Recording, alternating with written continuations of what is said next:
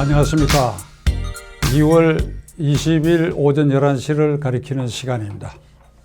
그저께 서울중앙지방법원의 김동진 부장판사가 그의 소견을 발표했습니다. 그 소견의 제목은 문재인 대통령 하야하라. 문재인 대통령은 헌법을 지킬 의지도 능력도 없다. 그러면서 많은 예를 들었습니다.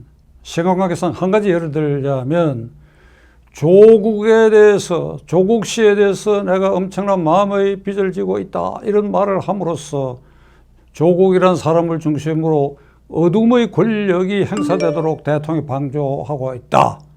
이게 될 법이나 한 일이냐. 그의 노호 같은 글이 SNS에 떠올랐습니다. 물론 뒤에 삭제하긴 했습니다만은 그의 마음속에 있는 그 말까지, 그 품었던 말까지, 그가 뱉어냈던 대통령 하야하라는 그 말까지 삭제된 것은 아니지요. 얼마나 주위에서 못 살게 굴었으면 일단 SNS에서 내렸을 따름입니다. 지난주일에는 민주사회를 위한 변호사 모임, 이 단체는 이른바 진보단체라 그래가지고 문재인 대통령 탄생에 적극적인 우군 역할을 했고, 지금도 그러하지요.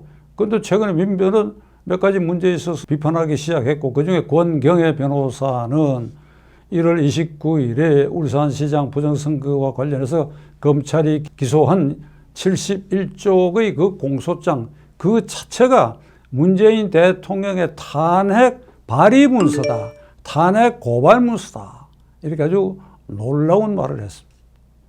저는 이제 법조인인 현역 법관 그리고 변호사 이 두 사람의 예를 들었습니다만은 이제 민심의 거대한 물줄기가 밑으로 흐르고 있고 이 정권 말기적 현상이 그래 이 정권의 균열이 가기 시작했다 하는 것을 아주 이거야말로 웅변으로 증명하는 것입니다. 오동잎 한잎 두잎 떨어지면 천하의 가을이 온다고 하는 소동파시, 그것이 아니라 오동잎이 아니라 아예 이 정권을 향한 큰 줄기 이렇게 금이 가는 소리가 그냥 찌그덕 찌그덕 나고 있습니다. 봄이 가까우면 얼었던 한강 얼음물이 깨질 때 소리가 나듯이 찌그덕 찌그덕 소리가 나는 소리가 지금 천지에 지금 울려 퍼지고 있습니다. 이번에 미래통합당이라는 이름으로 자유한국당이 중심이 돼서 몇몇 군소정당과 제야단체가 이제 합세해서 미래통합당으로 출범하게 됐습니다. 그러나 여전히 미래통합당의 중심은 황교안 대표를 비롯한 자유한국당이 주로 세력을 형성하고 있습니다. 적어도 이 통합 직전 그 순간까지, 그리고 통합을 이룬 이 순간까지 주력 세력의 지도자들은 김동진 부장판사가 하야하라, 권경애 변호사가 탄핵이다 라고 하는 이 주장에 미치질 못해요. 좀 민망한 얘기지만은 다 잘 아는 처지지만은 심재철 원내대표의 입을 통해 가지고 이 울산시장 부정선거 관련 공소장 그 내용이 사실이라면 이건 탄핵감이다. 사실이라면 그 사실을 증명해야 될 거 아닙니까? 1심, 2심 기소가 됐으니까 대법원까지 확정 판결이 나야죠. 2, 3년 뒤에 그것이 사실이다. 그때 탄핵을 한다? 말이 안 되죠. 나는 그대들에게 충고하고자 합니다. 박근혜 대통령이 왜 탄핵되느냐. 박근혜 대통령이 구속되고 그래야 조사가 이어지고 그래야 이른바 국정농단 사건의 공소장이 작성돼서 법원에 공소 제기가 되고 그 법원에 공소 제기된 그 문서를 가지고 탄핵을 발의했습니까? 아니지요. 기소도 되기 전에 특검, 검찰에서 조사하는 과정에서 드러난 몇몇 정황들을 들어가지고 국회에서 탄핵 결의를 했고 헌법재판소도 그걸 근거로 박근혜 대통령에 대한 수사 결과의 기소, 그래 공소장, 판결 그걸 근거로 한 거 아니지요. 그럼 그때도 야당이 지금 민주당 야당이 이 수사 중에 있으니까 이게 앞으로 밝혀지고 난 다음에 우리는 탄핵하겠다 하는 꼴하고 뭐가 다릅니까? 그러니까 그대들이 소심하고 뭔가 눈치를 보고 그래 겁이 납니까? 이제 미래통합당은 불완전한 통합이지요.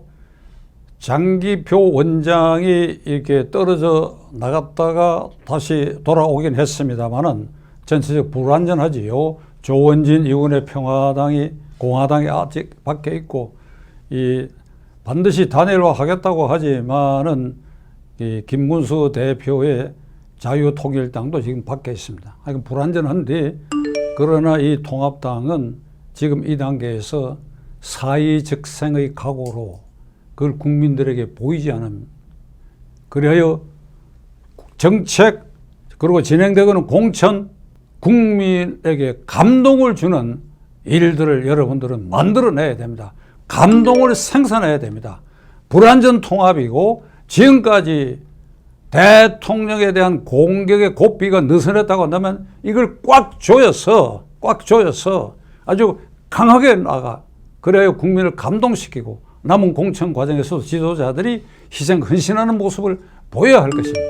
따라서 정책에 있어서는 정권 심판이 돼야 되고 우리에게 문재인 정권의 종북형 개헌을 노리는 것에 대해서 이걸 저지하기 위해서는 기본적으로 우리에게 과반수 의석을 주셔야 되고 나아가 국회에서 문재인 대통령을 탄핵이 가능하도록 하기 위해서는 3분의 2 의석까지도 국민 여러분들이 저에게 주셔야 됩니다.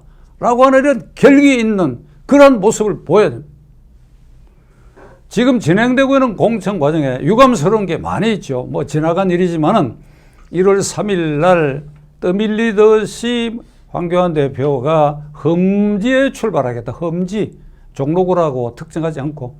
그래서 한 달 남짓 종로냐 어디냐 이렇게 이렇게 눈치 보는 것처럼 하다가 드디어는 저도 이 방송에서 이 1월 말까지 종로 출마를 선언하지 않을 것 같으면 떠나라. 정계를 떠나라.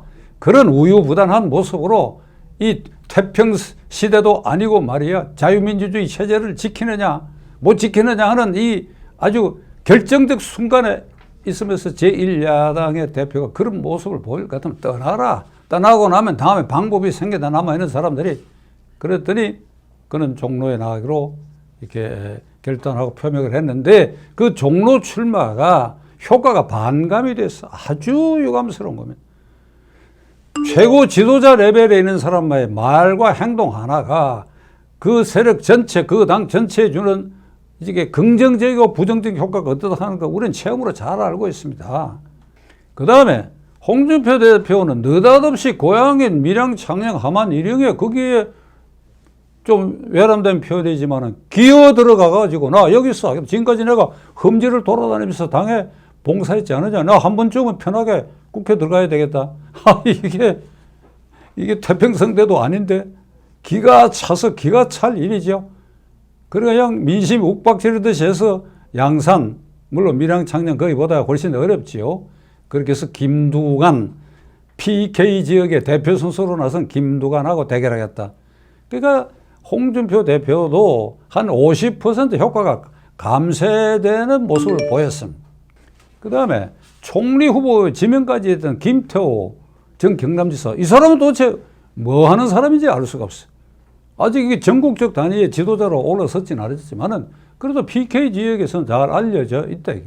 그런데 고향인 저 벽지, 뭐 지금은 교통이 발달돼서 벽지라고 할 수는 없지만은 뭐 거창, 함양, 산천 그 기어 들어가고 나 여기서 하겠다 버티고 지금도 아마 버티고 있는 모양인데 그 꼴이 뭐냐 이게. 태평성대 같으면 고향에 찾아가서 버티는 거 그 누가 뭐라 그러겠어요. 지금은 자유민주주의 체제가 사느냐 죽느냐 그런 고비길에 있는데 덩치도 크고 키도 크고 이런 사람이 기껏 한다는 게 그래 쪼잔한 짓이야.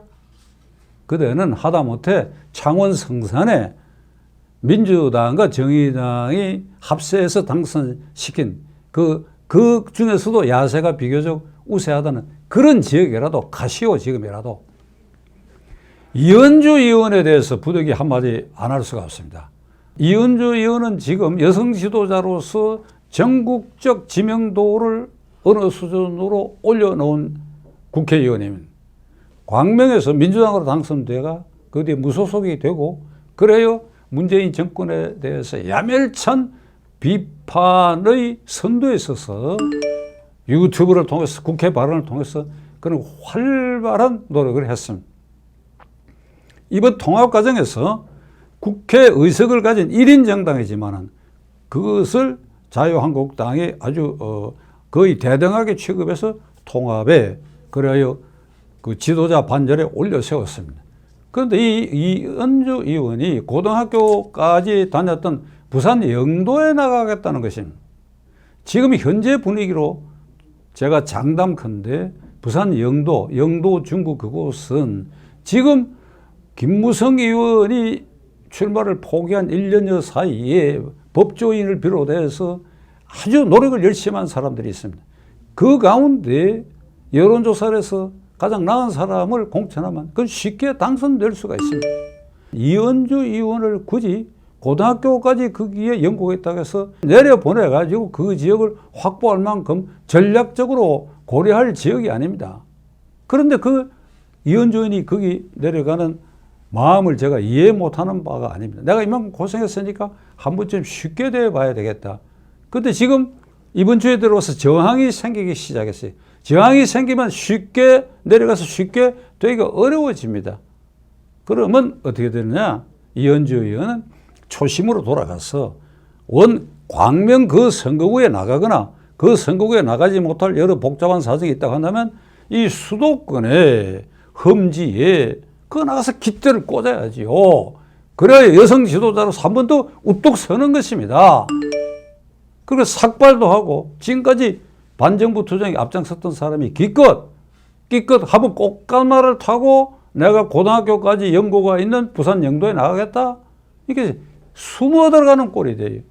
그렇게 되면 어찌 되냐. 이 통합당의 유력한 지도자 중에 한 사람이 황교안도 그랬고 홍준표도 그렇고 뭐 김태호도 그 모양인데 이은주마저 이런 소리가 나오게 되면 이 당 전체에 주는 마이너스 효과가 엄청날 것이다. 거꾸로 험지에 나가겠다. 아 그렇다. 역시 홍준표 황교안하고도 다르고 김태호보다도 다르다. 그렇게 되면 그 동력으로 당선될 수 있습니다. 이은주 의원 얼마 전에 저하고 통화도 한번 하셨지요. 오늘 제 말씀을 듣고 수도권 험지에 선언을 하십시오. 반드시 당선됩니다. 통합당의 정책과 그리고 남은 공천 과정에서 어떤 감동을 생산하느냐, 그것이 과반수 의석을 확보하고 나아가 3분의 2 의석을 확보하느냐, 아니면 과반수에도 미치지 못하는 것을 실패하고 마느냐 하는 고비길이 될 것입니다. 만일 실패해서 최악의 상태가 생기면 지도자들이 그 결과를 두고 내가 책임지겠다. 그건 의미가 없습니다. 역적의 책임을 져야 되면 역적질한 것과 같은 동급의 책임을 져야 됩니다. 그럼 어찌해야 되느냐? 죽을 각오로 해야지요. 죽을 각오로 하세요.